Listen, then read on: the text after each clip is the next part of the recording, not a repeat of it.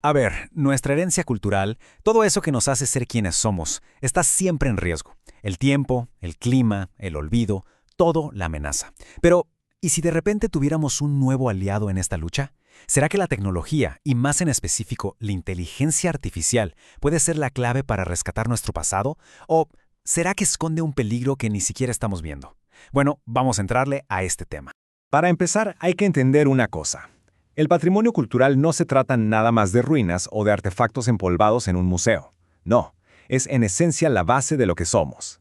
Los expertos suelen dividirlo en dos grandes categorías, para que sea más fácil de entender. Por un lado tenemos el patrimonio tangible, o sea, las cosas que podemos ver y tocar. Pensemos en edificios, monumentos, sitios arqueológicos, objetos, arte. Y por el otro lado está el patrimonio intangible, esas tradiciones vivas que van con nosotros.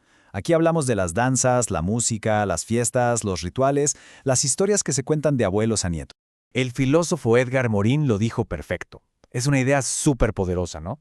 Lo más interesante de esta idea es cómo conecta lo colectivo con lo personal. O sea, nuestro patrimonio cultural, el de todos, es lo que va formando nuestra propia identidad individual.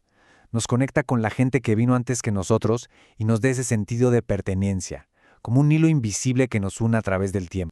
Y esto nos lleva a un punto que es clave. Preservar la cultura no es tratar de congelar el pasado en una foto. Para nada. Es un proceso vivo, que está en constante movimiento.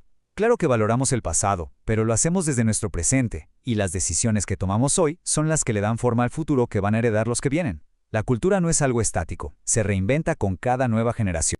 Y es justo en este punto donde la tecnología entra en juego, con una promesa que, la verdad, suena casi a película de ciencia ficción.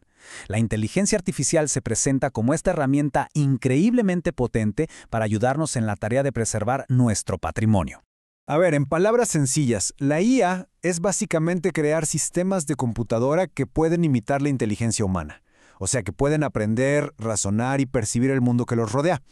Esto les permite hacer trabajos que antes solo podía hacer un experto, pero a una velocidad y a una escala que apenas nos podemos imaginar. Y las aplicaciones son de verdad asombrosas. Una IA puede, por ejemplo, analizar miles de fotos que tomaron los turistas para crear modelos en 3D de monumentos que ya se perdieron. O puede digitalizar y transcribir textos antiguísimos que a simple vista ya casi no se pueden leer. También ayuda a identificar y clasificar piezas en museos e incluso puede predecir cómo se va a deteriorar un sitio arqueológico con solo analizar datos del ambiente. Y esta imagen lo ilustra de maravilla.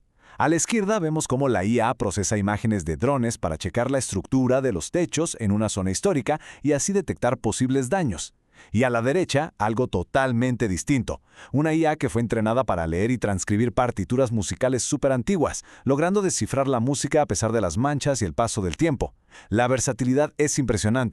Pero ojo, la IA no solo se enfoca en objetos físicos, también está ayudando a salvar nuestro patrimonio intangible. ¿Cómo le hace? Bueno, permite grabar y archivar tradiciones orales, para asegurar que esas leyendas y cuentos no se pierdan. Documenta rituales y festivales con una precisión increíble. Y a través de plataformas digitales puede hasta ayudar a enseñar técnicas de artesanía tradicional a las nuevas generaciones, manteniendo vivo todo ese conocimiento. Ok, hasta aquí todo suena increíble, ¿no? Una maravilla. Pero el análisis que estamos revisando nos presenta una advertencia muy seria, un giro en la historia que nos obliga a ser mucho más críticos. Aquí es donde la conversación se pone complicada. La fuente nos empuja a preguntarnos, ¿de verdad podemos ver la tecnología como algo neutral, como una simple herramienta que podemos usar para bien o para mal y ya? La crítica es bastante profunda. Se argumenta que la tecnología, sobre todo en nuestra época, no es solo un conjunto de herramientas. Se puede convertir en una especie de sujeto automático. ¿Y qué quiere decir eso? Imaginen un tren sin conductor, que acelera por su propia cuenta, siguiendo nada más la lógica de ser más y más eficiente, sin que nadie pueda controlar a dónde va. Se convierte en un fin en sí mismo. Esa es la gran preocupación. Entonces, aquí tenemos una tensión clarísima. Por un lado, está la promesa de la IA con aplicaciones específicas que pueden hacer cosas maravillosas. Y por el otro, está el peligro de la tecnología con mayúscula, como un sistema total que puede transformar a la sociedad de maneras que ni nos esperamos ni queremos. Y para que esto no se quede en pura teoría, la fuente analiza un ejemplo del mundo real, un proyecto de la Unión Europea llamado Hyperion, que de hecho usa IA para preservar el patrimonio cultural. En papel, el proyecto se oye genial. Usa sensores, drones y lo que llaman herramientas de participación comunitaria para monitorear sitios históricos. Pero a ver, ¿qué significa realmente eso de participación comunitaria en este caso? La crítica señala que en la práctica se reduce a que los vecinos y los turistas se bajen una aplicación y suban fotos de los daños que encuentren. Híjole, esta cita del análisis es demoledora. Lo que argumenta es que, al final del día, las personas se convierten en recolectores de datos gratis para una empresa de tecnología privada. Es el mismo modelo extractivista del Big Data, donde nuestra información se convierte en el producto. La participación es pasiva, es solo juntar datos y... Entonces, ¿qué? ¿Estamos condenados a un futuro medio distópico o hay alguna forma de aprovechar lo bueno de la tecnología sin caer en sus trampas? El análisis sugiere que el camino que tomemos depende completamente de nosotros. Y aquí está la clave de todo. El futuro no está escrito en piedra. La tecnología no es un destino del que no podamos escapar. Nuestra capacidad de decidir, nuestras decisiones sobre cómo diseñamos, cómo regulamos y cómo usamos estas herramientas es lo que de verdad va a determinar el resultado. De hecho, el análisis menciona que hay enfoques técnicos más cuidadosos. Por ejemplo, la transferencia de aprendizaje permite adaptar modelos de IA que ya existen a tareas muy específicas, pero usando muchísimos menos datos. Esto podría hacer que no dependamos tanto de recolectar información masivamente y permitiría un enfoque más local y respetuoso.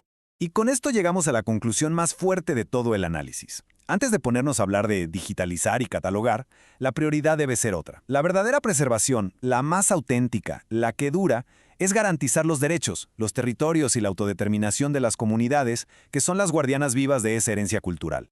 Y todo esto nos deja con una última pregunta, una que resume toda esta discusión tan compleja.